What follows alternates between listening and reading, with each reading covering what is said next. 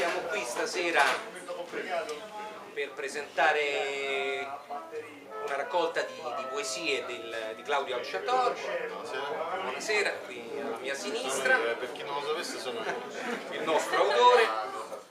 E già fin dal titolo abbiamo una particolarità. Questo live in Montesagro a me fa pensare a un concerto rock. No, ve lo spiegare perché secondo me arrivati al 2000, no? Cioè la poesia si deve un po' sdoganare da altre cose. Certo. Quindi perché come fosse un CD, capito? Esatto, no? Cioè, infatti. questa raccolta è come un CD, il famoso Zucchero che io amo tanto, che fa live in the Kremlin. Lo facciamo live in Montesagro. Perché hai deciso di scrivere? Vabbè, abbiamo tempo, siamo qua. Esatto. Beh, attenzione, perché hai deciso di scrivere e perché hai deciso di scrivere in versi? Allora, precisiamo la accidenti, domanda difficilissima. Vabbè, Proveremo mica ti devo mettere voto. Proveremo a rispondere. Allora, io dal 2 dicembre del 1991, quindi da 8.861 giorni, li ho contati, soffro di depressione. Una depressione che era inizialmente una depressione banale, molto banale, curabile con un po' di litio e Devaghi, e poi purtroppo invece è degenerata nel corso dei seguenti 24 anni e 3 mesi in una schizofrenia invalidante. Io sono un invalido, lo sanno tutti. Così, cioè io non avevo mai scritto poesia in vita mia. Poi sono nate. Ecco, però a questo punto, che dici se facciamo lei può subito leggere qualche la prima poesia in assoluto che ho scritto, poesie distratte. Poesie distratte.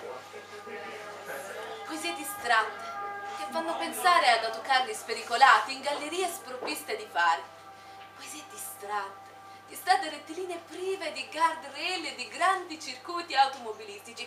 Io ci sono su quella strada, sto in piedi ed è anche da tanto tempo che aspetto. Qualcuno diceva che sarebbero passate, che ci avrebbero aiutato ad essere più felici. Per questo sto aspettando da tempo, ma non sembra succedere nulla. Qualcuno mi chiede, ma lei le saprebbe riconoscere? Non rispondo, mi guardo sull'attorno e se le cose stanno così, penso, avranno tutte perso la strada. Dovrò cercarle negli angoli più bui, nei luoghi più poveri e isolati. Dovrò cercarvi, poesie distratte.